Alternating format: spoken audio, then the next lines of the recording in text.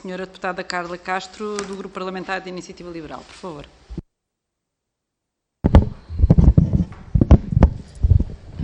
Esqueci-me deste pequeno detalhe, peço desculpa.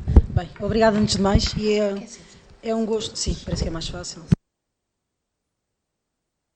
Eu estava tão embrenhada no conteúdo que me esqueci do detalhe logístico, não é preciso, obrigada. Pronto, acho que já é amplamente conhecido o meu profundo, entre o gosto, mas no sentido da preocupação em relação ao tema. Agradecer bastante às duas equipas aqui estar, em nome da doutora professora Margarida, do doutor professor Pedro Freitas, mas alargado obviamente a toda a equipa, e tem sido um trabalho extraordinário. Já tenho ao longo mesmo durante a pandemia, e já desde as famosas reuniões do Infarmed, seja de onde for, de artigos, tudo, tenho tentado ser sempre uma voz muito ativa e preocupada, porque infelizmente eu tenho as maiores preocupações em relação ao tema e não partilho nada do otimismo, apesar de ser uma pessoa profundamente otimista e reformista, mas eu não partilho nada, sobretudo, de um otimismo que eu associo mais a um facilitismo e que me desagrada profundamente, e por isso estes dados, estes estudos são extraordinariamente importantes para também colocarem dados objetivos e para nos ajudar aquilo que nós aqui devemos estar também a fazer, que é a aferição das políticas e conseguirmos dados para fundamentar as decisões, coisas que muitas vezes não existem. Aliás, eu não ouvi com especial apreço, apesar da preocupação, a nota que o professor Pedro Freitas fez em relação à particularidade de não estarmos num estudo do Banco Mundial. Há uma discussão em curso que tenho com o Ministro da Educação, que é sobre o facto de não haver dados suficientes, em que obviamente o Ministro da Educação diz sempre, não, mas e já brinca a dizer, o deputado acha que nunca que não há dados, e depois acho que mesmo que não há dados suficientes. E nós aqui estamos claramente a termos as evidências disso. E sem dados suficientes, e mais do que não haver dados, tanto me preocupa não haver dados, como não haver uma cultura de dados. Porque não haver uma cultura de dados significa que não há preocupação para nós mudarmos o estado da situação. E depois ainda me preocupa mais quando nós estamos num ambiente de educação, porque se há alguma área onde devia ser intuitivo haver medição e haver dados, deveria ser na educação, não obstante eu achar que deveria ser transversal. Pronto, mas sobre perplexidades nós ficaríamos aqui certamente horas a fio.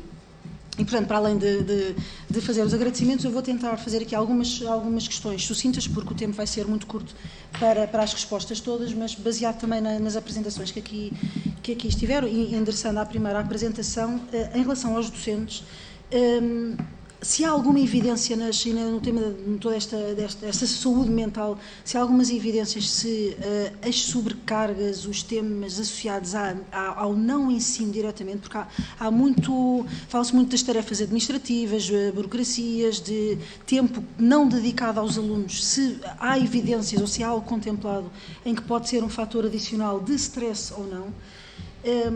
Algo que é muito falado, não só na Comissão de Educação, mas em Orçamento de Estado, os números de enfermeiros, de psicólogos, são suficientes, estão nos rácios, não estão nos rácios, se já há meios suficientes, têm condições de trabalho, não condições de trabalho, isto já sabe que há sempre, dependendo do governo, oposição, há sempre apreciações diferentes em relação ao tema, mas parece-me, e corrijam-me se eu estiver errada, por favor, não vejo esta associação desta componente dos projetos da saúde escolar a esta informação, e gostava de saber se de alguma forma se pode adiantar alguma coisa em relação a isso.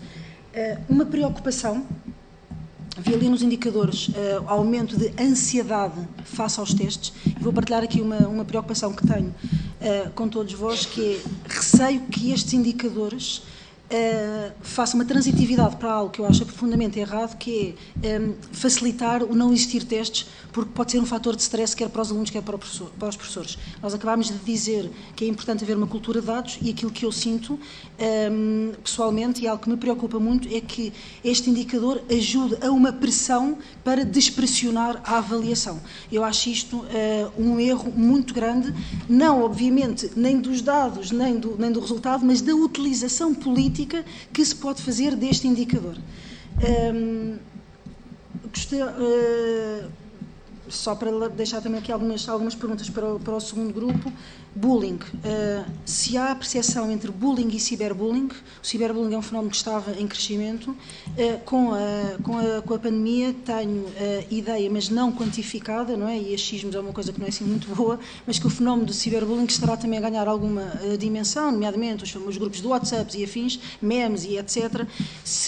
Quando medem o bullying, se fazem também a consideração e diferença entre bullying e ciberbullying. Em relação ao observatório, realmente a questão em relação aos das aprendizagens perdidas, além de, obviamente, a perplexidade de estarmos contra a corrente nos estudos internacionais, não é? Há aqui alguma coisa que não faz sentido. Não sei se não terei tido a informação em relação à dificuldade das avaliações, alguma percepção se há uma maior se os graus de dificuldade são comparáveis ou não, e se não foi feito, se há algo onde se poderia trabalhar. Isto quase que no limite, quase que se pergunta se estamos melhor com escolas fechadas, o que é que isto significa, não é? Quer dizer, há aqui qualquer coisa, isto simplesmente não... Isto é altamente contraintuitivo, e quando é tão contraintuitivo e tão contra as tendências internacionais, alguma coisa aqui nos deve estar a passar ao lado. Noto também que, em relação, e acompanhei profundamente as sugestões que fizeram, tenho a ideia que, genericamente, a componente das escolas de verão, das tutorias que não foram implementadas, há alguma apreciação também sobre este tema, e se houver tempo, coisa que duvido, mas se não, fica o compromisso de voltar a este tema noutra altura. Está-se a falar neste momento de digitalização a 100% do ensino, tirando o primeiro ciclo. Eu já demonstrei em audição que é algo que nos vai merecer a maior atenção, se não vem que, dado estes contextos, se pode ser algo que pode ser complicado, nomeadamente para contextos socioeconómicos mais desfavorecidos. Muito obrigada mais uma vez pelo vosso trabalho.